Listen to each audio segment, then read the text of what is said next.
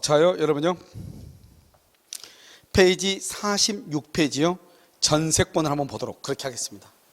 자, 전세권을 보시면 전세권자는 자, 46페이지 보세요. 전세권에 의 전세금을 지급해. 이게 중요해요. 그러니까 전세권은 여러분 뭘 해야 돼요? 먼저 전세권은 반드시요 전세금을 지급해야 돼. 전세권 설정을 하기로 합의를 하고 전세금을 지급하고 등기를 하고 인도 이렇게 이 네 가지가 요건인데요. 반드시 전세금을 지급해야 돼. 그래서 이것을 말한다. 우리는 유상의 원칙이다 이렇게 얘기해요. 그런데 여러분요, 지상권하고요 지역권의 경우는 지료를 지급하고 이런 말이 있었어요, 없었어요? 없었죠. 그러니까 그것을 무상의 원칙이다 이렇게 얘기하는데, 여기는 전세금을 지급하고 이렇게 돼 있죠. 타인의 부동산, 자기 건 안 돼. 타인의 부동산, 여기는 토지하고 건물을 부동산이라고 그래요.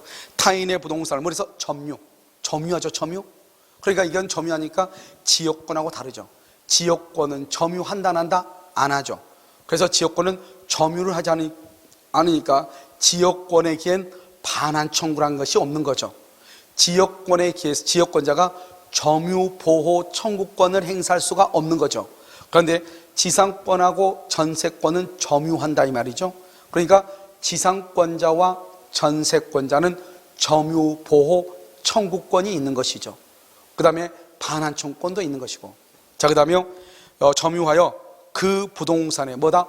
용도에 따라, 쫓아 이 말은 용도에 따라 이런 말이죠. 용도에 따라, 이걸 목적이 한정되어 있다고 그랬죠. 지상권은 뭐다? 공작물이나 수목을 소유하기 위해서. 전세권은 용도에 쫓아, 용도에 따라 이 말이죠. 그런데 우리 아까 지역권을 말했다. 일정한 목적이라는 것은 이것저것 다 된다 이 말이잖아요. 그러니까 지역권은 목적이 한정되어 있지 않는 것이에요. 이게 지역권, 전세권, 지상권의 차이점들을 지금 얘기하고 있죠. 그 다음에 사용하고 수익의 사용하고 수익, 사용의 용자, 수익의 익자를 따서 용익권능이라고 얘기하는 거예요. 용익권능.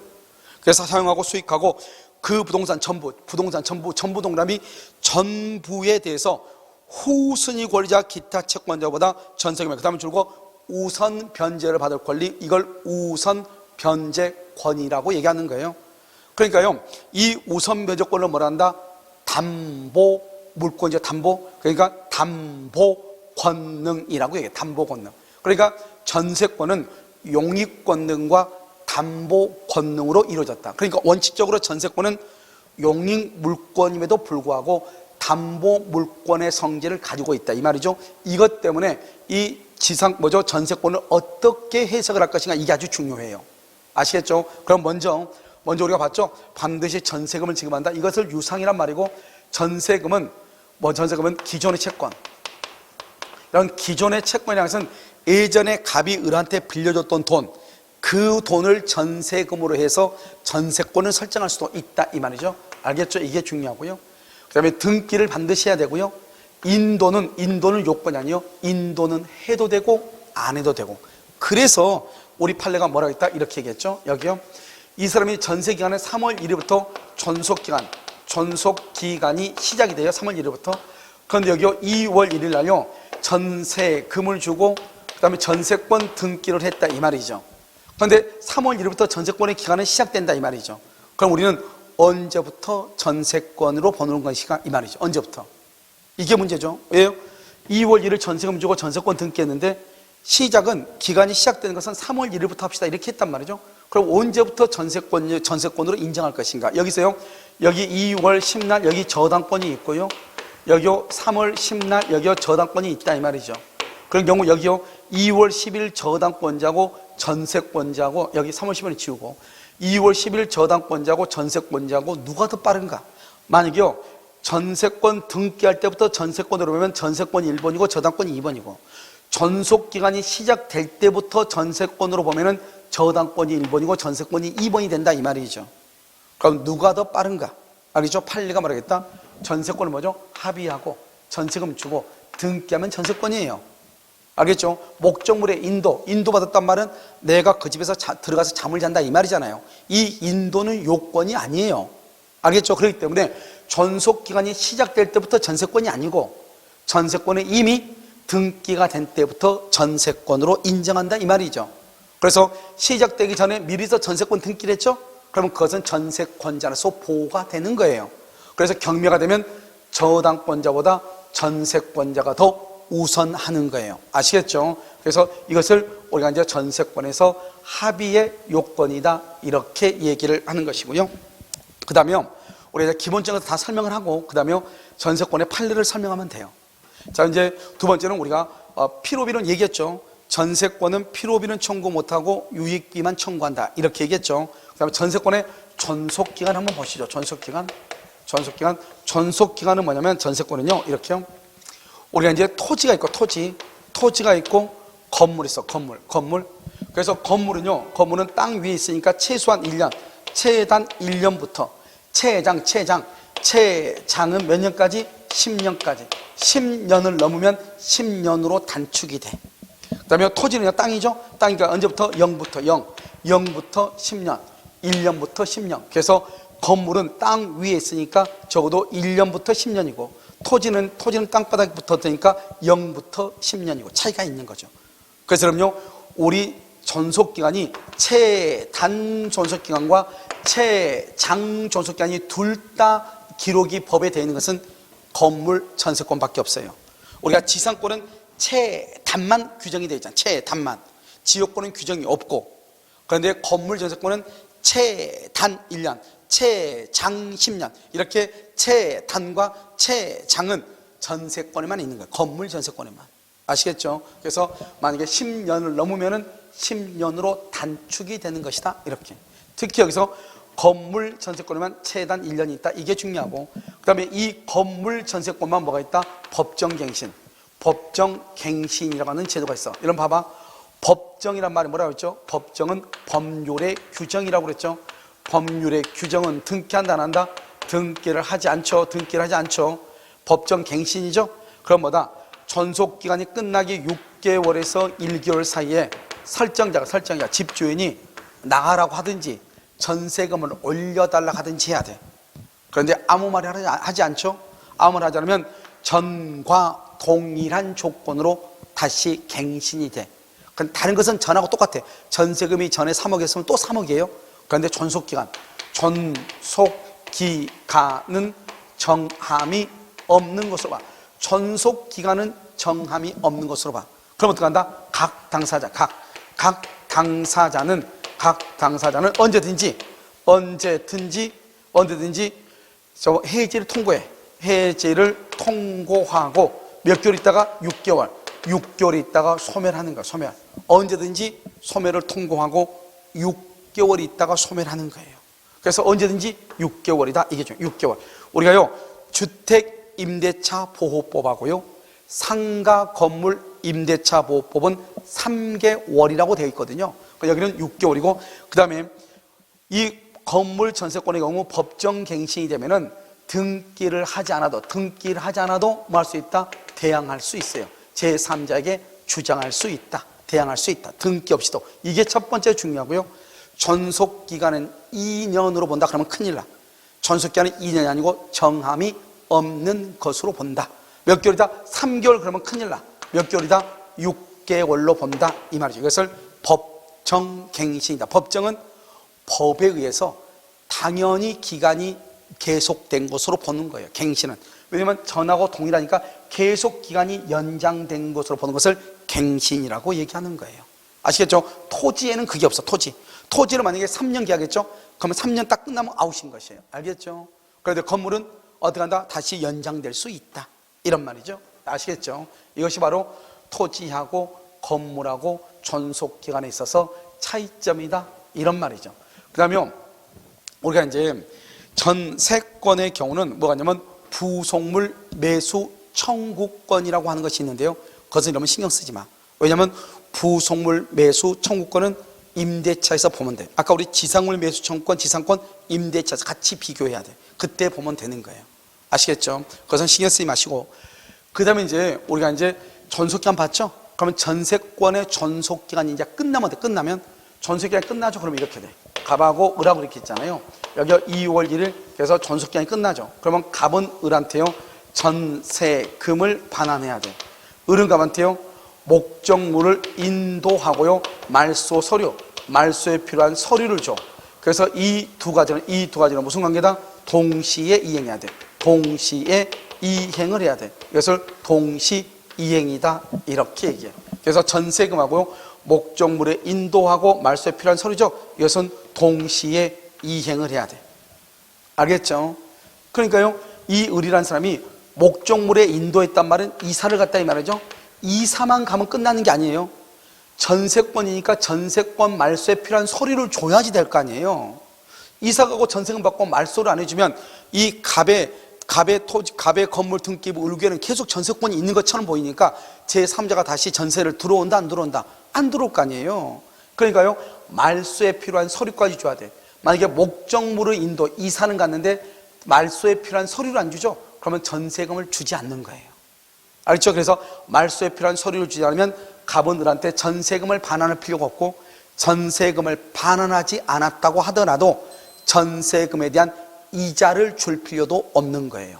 무슨 말인지 알겠죠? 이게 중요하고요. 그 다음에 또 한 가지요.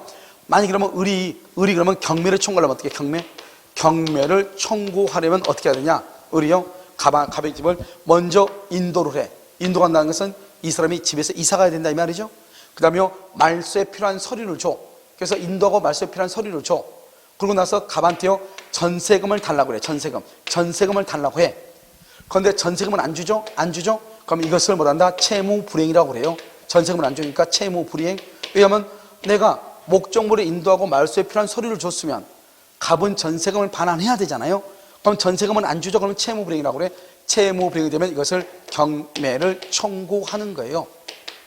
경매를 청구. 그래서 이렇게 동시 이행의 경우에는 어떻게 한다? 무조건 경매하는 것이 아니고, 동시행의 경우는 일단 자신의 채무를 제공해서 상대방을요, 채무행 이행 지체에 빠뜨렸을 때 경매를 청구하는 거예요. 알겠죠? 그래서 이행 지체에 빠뜨려야 된다 이렇게요. 그 다음에 이제 또 우리가 또 뭘 보냐면, 여기 이제 뭐 기간이 이제 만료될 때고, 그러면 기간이 만료되기 전에요. 그럼 어떻게 한다? 그럼 이런 경우가 있죠. 하나는요, 집 주인이 바뀔 때가 있고요. 하나는요, 전세권자가 바뀔 때가 있죠. 자, 한번 볼까요? 여기요. 이 사람이 설정자, 집 주인이요, 중간에요, 병으로 바뀌는 경우가 있어. 이것을 뭐란다? 신소유자. 이 사람 뭐란다? 건물 양수인이라고 하고요. 이번에는 전세권자가 바뀌는 경우가 있죠. 전세권자가. 여러분, 전세권이 양도가 됐다 이 말이죠.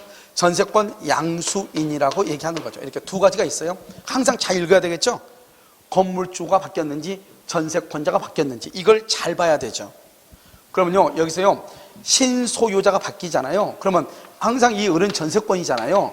이러면 전세권이라는 게 뭐예요? 전세권은 등기가 되어 있지 않으면 그건 전세권이라고 하잖아. 이러면 흔히 우리가요, 제가 상담할 때 제가 전세 사는데요, 이런 말 하는 사람이 있어? 그럼 제가요, 혹시 전세권 등기되어 있으세요? 물어보면 등기가 안 되어 있대. 그것을 우리는 전세권이라고 하잖아요. 우리 물권에서 전세권은 반드시 등기가 되어 있어야 돼요. 등기가 되어 있지 않고 전세금만 지급하고 월세 내지 않고 사는 사람이 있죠. 차임 내지 않고, 그것을 채권적 전세라고 해가지고요, 그것은 민법에 있어서는 채권, 즉 임대차와 동일하게 취급을 해요. 그러니까 임대차로 본다 이 말이죠. 그것은 전세권이 아니에요. 전세권은 반드시 등기가 되어 있어야 돼. 그럼 등기가 되어 있다고 하는 것은, 등기가 있으면 뭐가 있다? 대항력이 있다. 여러분, 이거 대항력이라고 하는 것은 뭐죠? 을은 갑한테 전세금 1억을 주고 1월 1일부터 10월 1일까지 계약을 했잖아요. 근데 중간에 집주인이 5월 1일 날 바뀌었잖아요. 그러면 대항력이 있다는 말의 뜻은 뭐냐? 그것은 을하고 갑하고의 계약 내용을 갑뿐만 아니라 이걸 제3자라고 하죠. 제3자에게도 주장할 수 있는가, 그대로 이것을 뭐한다? 대항할 수 있다 이렇게 얘기해. 즉 전세권은 등기가 되어 있기 때문에요, 등기부를 딱 봤더니 10월 1일까지 전부 기간이 정해져 있고 전세금 1억을 줬다고 되어 있잖아요. 이걸 보고 나서 병이 이 집을 샀을 거 아니에요. 그러면 이 병은요, 을이라는 사람이 10월 1일까지 살다 가겠네. 그럼 10월 1일이 끝나면 내가 을한테 전세금 1억을 반환해 줘야 되겠네. 이것을 이 병은 알고 있다 이 말이죠. 왜요? 뭐가 되어 있으니까? 등기가 되어 있으니까. 그것을 말한다. 을하고 갑하고의 계약의 내용을 을은 갑한테만 주장하는 게 원칙이죠. 채권이니까. 그런데 건물주가 바뀌죠. 그러면 이 을은 갑하고의 계약 내용을 건물주가 바뀌었으니까 새로운 건물주인 신소유자에게 똑같이 주장할 수 있는가? 그것을 대항할 수 있는가? 이 말이에요. 그런데 등기가 되어 있으면 대항할 수가 있죠. 만약에 등기가 되어 있지 않다? 그러면 아무도 그런 사실을 모르는 거잖아요. 그러니까 을은 갑하고의 계약을 병한테는 주장할 수 있다 없다? 없다 이 말이에요. 알겠죠? 주장할 수 없다. 무슨 말인지 알겠죠? 그것을 대항할 수 있다 없다? 없다 이렇게 얘기해요. 그러면 등기가 되어 있으면 대항할 수 있다 이런 말이죠. 무슨 말인지 아시겠죠? 이것을 얘기하고요. 그 다음에 건물주가 지금 병한테 바뀌었죠? 병한테 바뀌었잖아요. 이번에는 전세권이요. 전세권이 병한테 양도가 돼. 그러면 전세권을 부기등기를 해야 돼. 우리가 방금 했었는데 지상권이나 전세권이 이전을 할 때는 부기등기를 해야 돼. 그래야만이 누가 전세권자고 지상권자인지 알죠? 그런데 그러면 지역권이 이전할 때는 별도로 등기한다 안 한다? 안 한다고 그랬죠? 그래서 시험에 잘 나오는 거예요. 지상권이나 전세권이나 저당권이 이전할 때는 부기등기를 해야 돼요. 그런데요, 지역권이 이전할 때는 별도로 등기한다 안 한다? 안 한다 이 말이죠. 아시겠죠? 그래서 전세권이 이렇게 이전한다 병한테 이렇게요. 됐죠? 의뢰했을 때는 어떻게 한다? 전세권이 부기등기가 되어 있는데 문제는 이 갑을 전세권 설정자라고 얘기하는데요. 이 설정자의 동의를 받지 않는 거예요. 설정자의 동의 없이 무조건 양도해. 그런데 우리나라 사람들은 전세권을 양도할 때 보면 꼭 집주인한테 물어봐. 이런 물을 필요가 없는 거예요. 무조건 양도하면 돼. 그래가지고 등기를 딱 해주면 등기부에 누가 전세 사는 걸로 되어 있죠? 병이 전세를 사는 것으로 되어 있잖아요. 그러면 이 갑은 기간이 끝나면 여기 1월 1일에서 10월 1일까지 전세금 1억인데 5월 1일 날 전세권이 양도가 됐죠? 그러면 10월 1일 전세권이 끝나죠? 그러면 갑은 전세금을 병한테 반환하는 거야. 전세금을. 갑이 을이 아니고 병한테. 왜? 등기부에 병이 전세권자라고 등기가 되어 있기 때문이죠. 이게 중요한 말이에요. 무슨 말인지 알겠죠? 중요한 것은 갑의 동의가 필요 없다. 그런데 여러분요, 월세 임대차는 채권이죠. 채권은 사람과 사람 간의 관계잖아요. 그러니까 만약에 월세 살고 있는 임차인이 전대차를 주려면 반드시 임대인의 승낙 동의가 있어야 돼. 그런데 전세권은 물권이죠. 물권은 사람과 사람 간의 관계가 아니고 이 전세권자하고 이 건물, 물건 간의 관계란 말이죠. 그러니까 물건한테 물어볼 수는 없는 거잖아요. 그러니까 설정자의 동의 없이도 전세권을 양도할 수가 있는 거예요. 알겠죠? 그런데요, 집주인한테 묻지도 않고 자기 멋대로 양도했잖아요. 동의 없이. 그러니까 이 을은 갑에게요, 불가항력적 손해에 대해서 책임을 지는 거예요. 불가항력적 손해에 대해서 책임을 진다.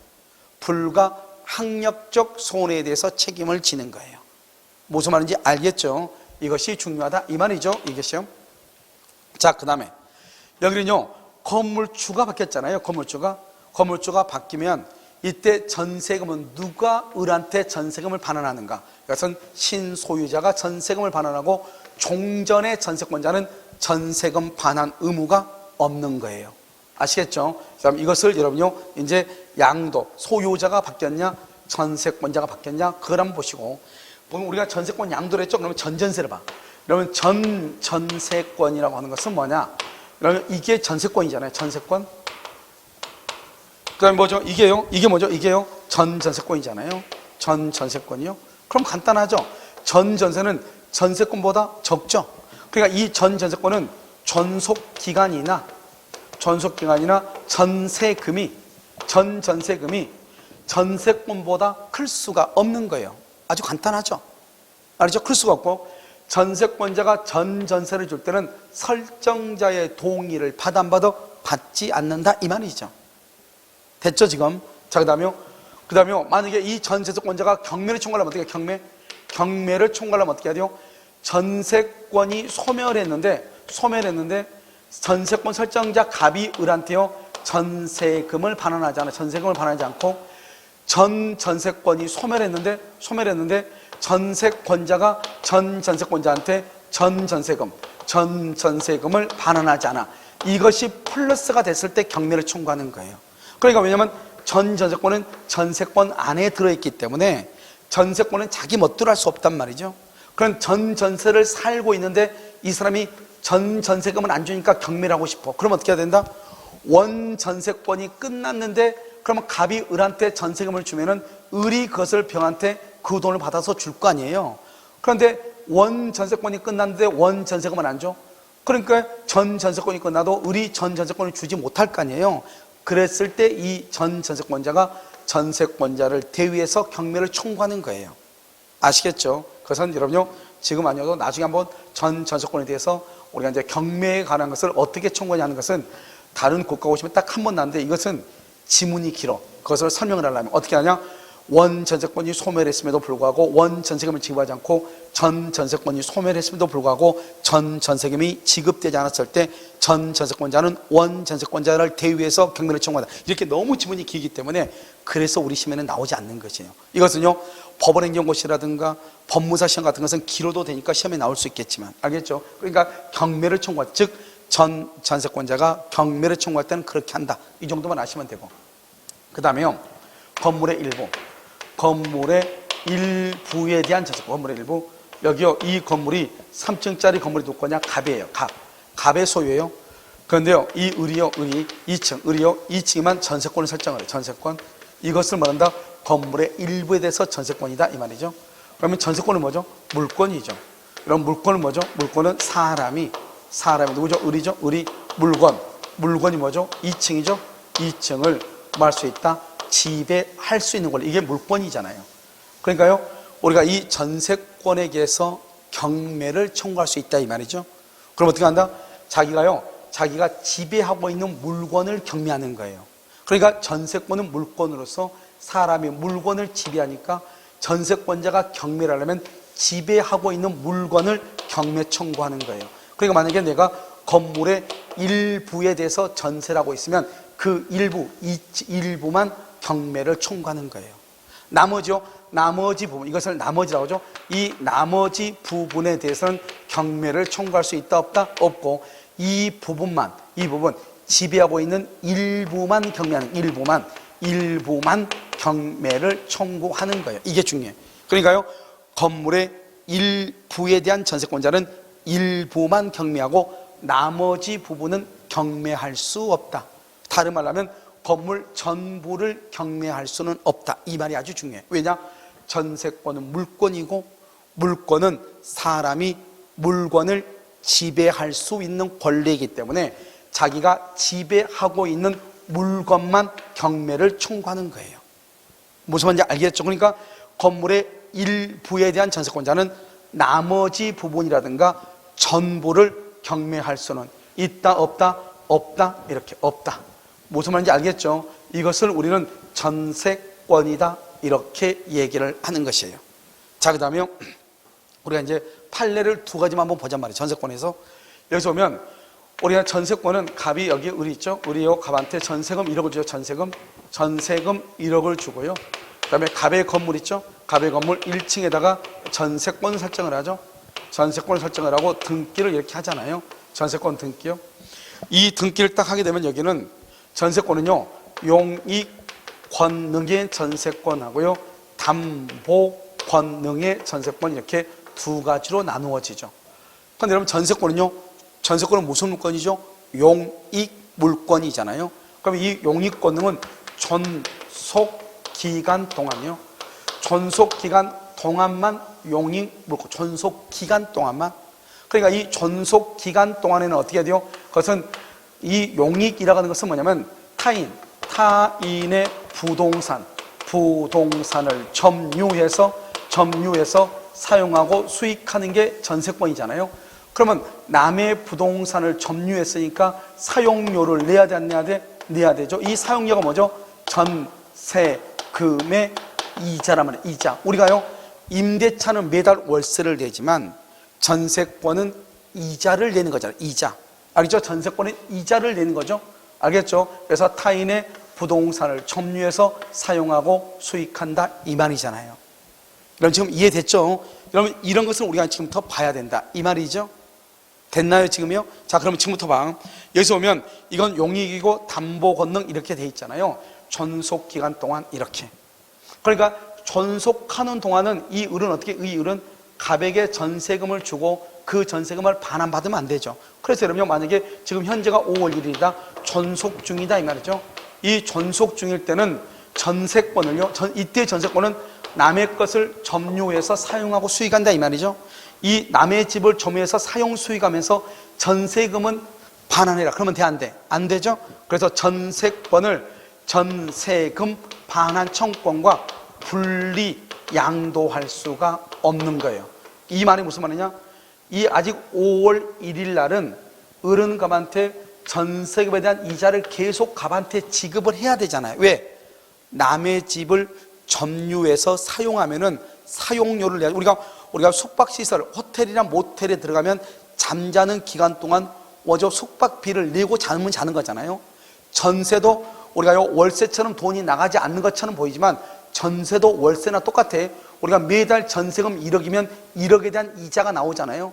그 이자가 내 통장에 들어와야 되는데 집주인 통장으로 이자가 빠진단 말이죠. 그 말은 내가 전세금에 대한 이자를 월세 형식으로 주고 있다 이 말이죠. 아시겠죠? 그러니까 우리는 항상 남의 물건을 사용하면 항상 돈을 내야 되는 거죠. 알겠죠? 그래서요, 존속하는 동안은 전세금 받아오면 안 되죠. 전세금은 누구한테 있어야 돼? 갑에게 있어야 되죠. 그러니까 전세권이라는 것은 이 을이 남의 집을 점유해서 사용하면서 전세금은 분리 양도하면 안 된다 이 말이죠. 그런데요, 장차 언제죠? 10월 1일이죠. 10월 1일 장차 전세권이 소멸하죠. 그럼 전세권이 소멸했다잖아요. 그럼 전세권 없는 거잖아요. 그럼 뭘 해야 돼요? 전세금 받아와야 되겠죠. 그러니까요, 장차 전세권이 소멸한 경우는 분리 양도할 수 있다. 그러니까 전세금만요 따로 처분할 수도 있다. 왜? 전세권이 이미 없어지고, 전세권이 없어졌다는 것은 더 이상 을은 갑의 건물에 대해서 점유해서 사용을 하지 않으니까, 잠을 자지 않으니까 숙박비를 낼 필요가 없는 거잖아요. 그러니까 전세권이 없으니까 더 이상 돈을 줄 필요가 없으니까 내 전세금 돌려달라. 그 전세금을 내가 받아도 되고 다른 사람한테 전세금을 주라고 해도 되고, 그래서 분리 양도할 수 있다 이렇게. 알겠죠? 이게 너무너무 중요한 것이죠 이 말이요. 그런데 봐봐요. 다시 존속기간 동안은 용익이지만 존속기간이 만료가 되죠. 만료가 되면 뭐 없이요? 말소 등기 없이 당연 소멸해. 말소 등기 없이 당연히 소멸해. 존속기간이 만료가 되면 말소 등기 없이, 즉 전세권에 대해서 등기를 말소하지 않아도 사용수익은 당연히 소멸. 당연히. 그러니까 더 이상 사용수익을 못한다 이 말이죠. 그러면 사용수익을 안 하면 사용료 낸다 안 낸다? 안 내죠. 그러면 전세금에 대한 이자를 줄 필요가 없다 이 말이죠. 그러면 전세금에 대한 이자를 줄 필요 없으니까 당연히요, 전세금을 어떻게 해야 돼? 전세금을 반환받아야 되겠죠. 기한이 끝났으니까. 그런데 전세금을 안 준다 이 말이죠. 그러면 경매를 해야죠. 그 집을 경매해서 경매대금에서 우선 변제를 받아야 되죠. 우선 변제. 이것을 담보 권능이라고 그래요. 그러니까 마치 있잖아요. 마치 봐봐. 마치 우리가 전세권은 원칙적으로 용익 물건이잖아요. 그런데 전세권에는 담보 물건의 성질도 있는데, 사실은 우리가 사용하고 수익한다는 것은 존속 기간 안에 사용하고 수익하는 것이잖아요. 그런데 이 용익이라는 것은 기간이 끝났는데 전세금을 안 주면은 그때 경매에서 받아가는 것을 담보 권능이라고 하니까, 실질적으로 우리가 전세권에서 담보 권능이라는 것은 존속 기간 동안에는 아무런 의미가 없죠. 기간이 끝났는데 내 전세금 안 줄 때 내가 전세금을 받아와야 되는데, 그때는 그냥 안 주니까 전세권 등기에 의해서 그 집을 경매를 해서 받아올 수 있다 이 말이죠. 그러니까 우리가 경매를 청구하는 것은 원칙적으로 담보 물권의 성질만 경매를 청구할 수 있거든요. 유치권, 질권, 저당권. 그러니까 유치권도 경매권이 있고, 질권, 저당권, 가등기, 담보권, 담보죠. 이것도 다 경매를 할 수 있는 거예요. 원래 사용하고 수익하는 것은 경매를 못 하는데, 전세권도 원래는 사용 수익하는 용익이잖아요. 용익. 이 용익은 존속 기간까지만 용이 가잖아요. 존속 기간이 끝나면 더 이상 용이 가지 않죠. 용이 가지 않으니까 돈을 받아야 되는데 돈을 안 주죠. 그러니까 돈을 받으려면 돈 주세요 주세요 계속 할 수가 없잖아요. 그런데 전세권은 임대차하고 다르게 전세권은 등기가 되어 있거든요. 등기. 그러니까 전세권은 그 등기가 되어 있으니까 전세권 자체로 경매를 해서 돈을 받아올 수 있게 한 것이죠. 그러니까 이것을 존속기간이 끝나서 전세금을 반환받지 못할 때 그것을 경매를 해서 돈을 받아올 수 있게 만드는 것, 이것을 뭐다? 마치 담보물권하고 비슷하잖아요. 그래서 이것을 담보권능이라고 얘기하는 거예요. 그런데 말만 담보권능이지 실질적으로는 존속기간 안에는 담보권능이라는 게 없잖아요. 그래서 우리가 그냥 전세권은 용익물권이라고 얘기하는 거예요.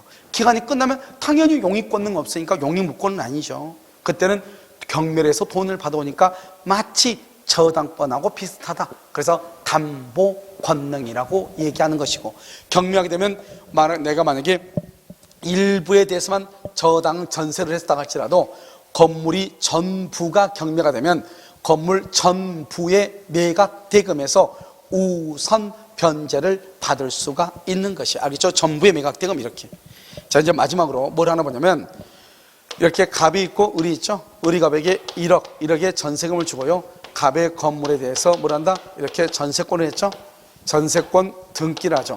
등기하게 되면 전세권은 용익권능의 전세권과 담보권능의 전세권. 이런 봐봐요. 용익권능은 뭐죠? 존속 중이죠. 존속 중이고, 담보권능은요 기간이 만료시의 담보권능이죠. 그런데 여러분요, 우리가요 혹시 여러분 프랜카드 보면 전세권 담보 대출이란 말 써졌죠. 그래서 은행에서 전세권에 대해서 담보로 대출을 받는다, 대출해 준다 이렇게 나오잖아요. 그럼 여러분 여기서요 중요한 것은 이때 담보 대출은 전세 기간이 끝났을 때 대출해줘요? 전세 기간 동안에 대출해줘요?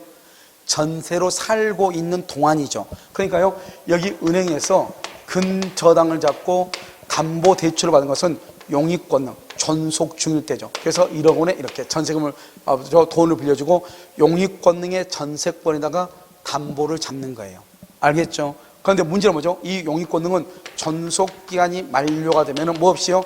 말소 등기 없이 당연히 뭐가 된다? 소멸하죠? 당연히 소멸하잖아요. 그러면 더 이상 근저당권을 말 수 없다, 실행할 수가 없죠. 왜요?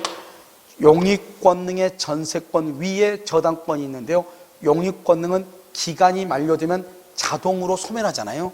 그럼 어떻게 한다? 이 전세권 위에 있는 저당권도 더 이상 실행할 수가 없는 것이죠. 그 다음에 어떻게 한다? 그러면 이 A는 그럼 어떻게 해야 돼요? 이 저당권자는 이걸 전세권자죠. 전세권자가 받을 기간이 끝나면 전세금이 있죠. 이 전세금을 원래는 전세권자가 받아서 그 돈을 A한테 갚아야 되는데, 은행한테. 그렇게 한다 안 한다? 안 하죠. 그러니까 어떻게 한다? 이 A가 이 전세금에 대해서 바로 그냥 뭐로 들어간다? 압류 들어가죠. 압류로 딱 들어가죠. 이렇게. 압류나 추심 명령이나 전보 명령, 압류가 딱 들어가죠. 그럼 어떻게 해야 돼요? 이 값을 설정자죠. 전세권 설정자는요, 전세금에 대해서 압류가 딱 들어오면 제3자 전세금을 을한테 반환하면 안 되죠. 만약에 을한테 반환하잖아요. 그러면 다시 A한테 또 반환해야 돼. 그러면 이중 변제의 위험이 있죠. 그러니까 이 값은 을한테 반환하면 안 되고 이 돈을 A한테 반환해야 된다, 이 말이죠. 아시겠죠? 그런데요, 이 설정자가요, 전세권의 존속기간이 만료가 됐는데요, 제3자가 압류 등을 안 한다 이 말이죠. 압류 등을 안 해. 그러면 기간은 끝났는데 제3자가 압류가 없죠. 그럼 어떻게 한다? 이 전세금을 누구한테요? 전세권자한테 반환하는 거예요. 전세권자한테. 알겠죠? 이건 너무너무 중요하죠. 이것을 뭐라 한다? 전세권 위에 저당권이죠. 이것을 판례는 뭐라 한다? 전세권 저당권이라고 얘기해요. 참 웃기죠? 전세권 저당권. 그러니까 전세권 위에 저당권을 설정하는 것을 전세권 저당권이라고 표현을 하는 거예요. 그래서 그럼 어떻게 한다? 용익권능의 전세권은 기간이 만료되면 말소 등기 없이 당연히 소멸하고, 1번 그 전세권 위에 있는 저당권은 더 이상 실행할 수 없고 소멸했으니까 이때 저당권자는 전세권자가 받을 전세금에 대해서 압류 등을 행사해서 자신의 권리를 행사하고, 그러면 설정자는 압류가 있으면 제3자한테 전세금을 반환하면 되는데 기간이 끝났음에도 불구하고 제3자의 압류가 없다? 그러면 전세금을 누구한테 반환한다? 전세권자에게 반환한다. 전세권자에게 반환한다 이 말이죠. 알겠죠? 이것을 전세권 저당권이라고 얘기하는 것이 아주 중요하죠. 이건 사례형 문제로도 나오고요, 그냥 전세권이 문제가 났을 때도 독립한 문제로도 나오고, 아시겠죠? 중요하다. 반드시 암기를 해야 된다 이 말이죠. 자, 여기까지 하고요. 자, 그럼 잠깐 쉬었다가 뭘 보냐? 유치권을 우리가 한번 살펴보도록 그렇게 하겠습니다.